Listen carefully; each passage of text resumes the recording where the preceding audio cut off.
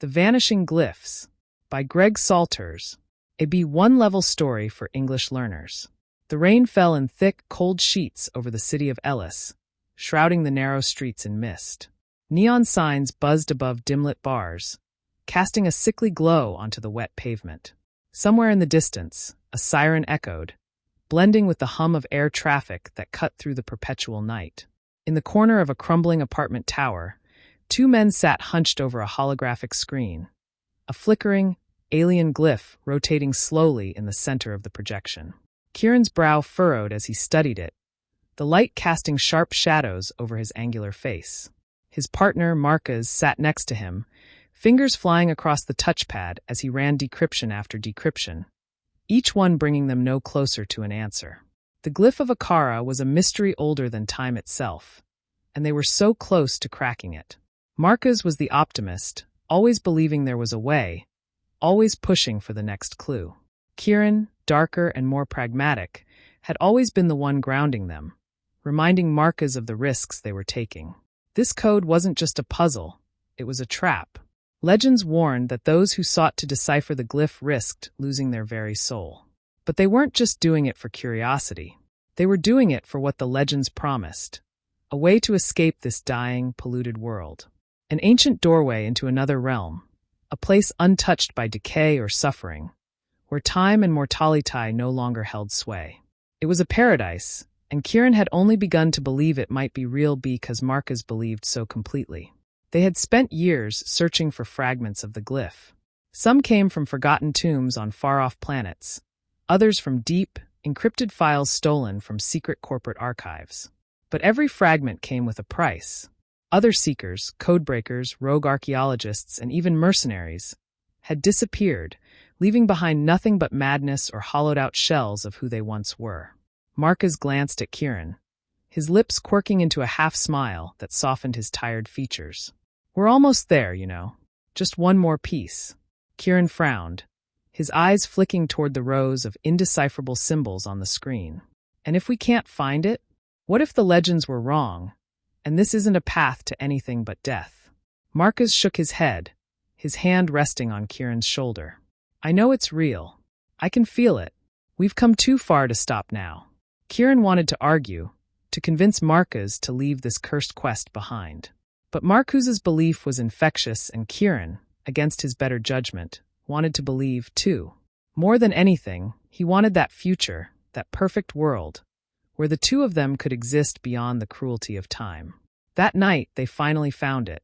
The final fragment of the glyph appeared in a forgotten subnetwork, deep in the bowels of the old city archives, buried under layers of obsolete encryption. Marqus discovered it, his eyes lighting up in triumph, as though the universe had given them a gift.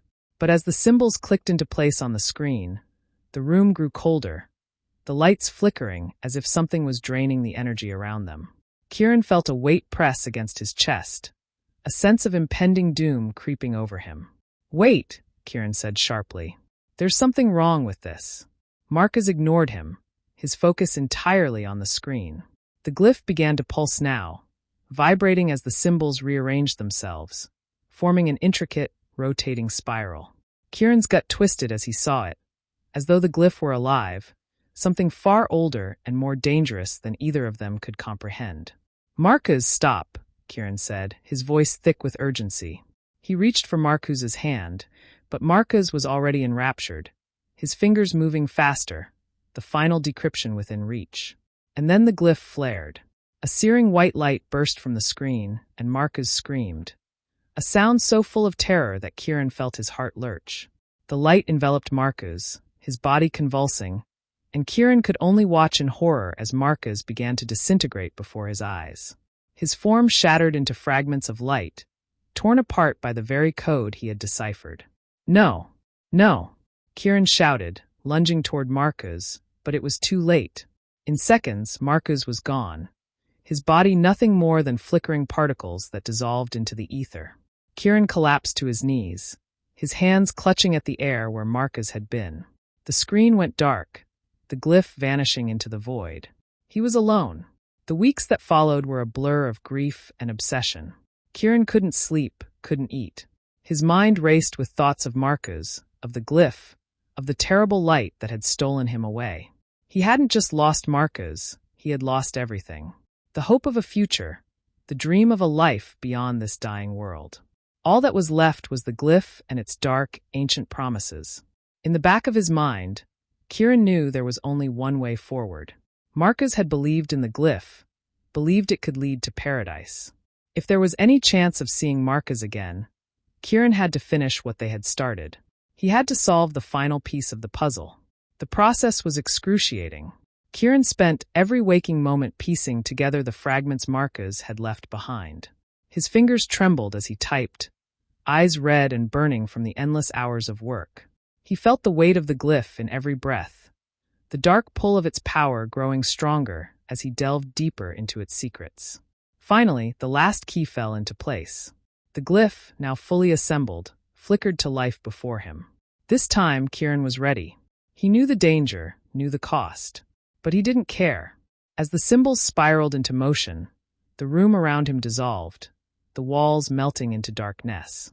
Kieren felt his body unravel, the physical world slipping away. The glyph was not just a code, it was a doorway, a conduit to another reality. And he had unlocked it. For a moment, Kieren felt a rush of terror. He was being pulled into the unknown, into the same light that had taken Marqus. But then, just as quickly, the fear evaporated, replaced by a sense of peace, of rightness. He found himself in a vast, endless expanse.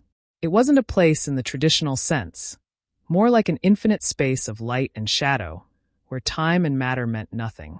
And there, standing before him, was Marqus. He looked the same as he had the day he was taken, but there was something more, a radiance, a tranquility that wasn't of this world. Marqus smiled, and Kieren felt tears sting his eyes. "You made it," Marqus said softly. Kieren reached out, his hand trembling, and Marqus took it. The warmth of his touch was real, solid, more tangible than anything Kieren had ever felt. "Where are we?" Kieren whispered, his voice thick with emotion. Marqus smiled wider. "We're free, beyond the code, beyond the world. This is the existence we sought, a place where we can be together, always. Nothing can hurt us here." Kieren closed his eyes, feeling the weight of all his pain, all his loss melt away. They were together.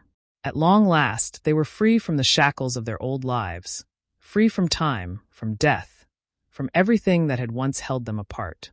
In this new, otherworldly state, they would live forever, entwined in a perfect bliss beyond anything either had ever imagined. And as they stood together in that boundless light, Kieren knew Marqus had been right all along. They had found paradise. The end.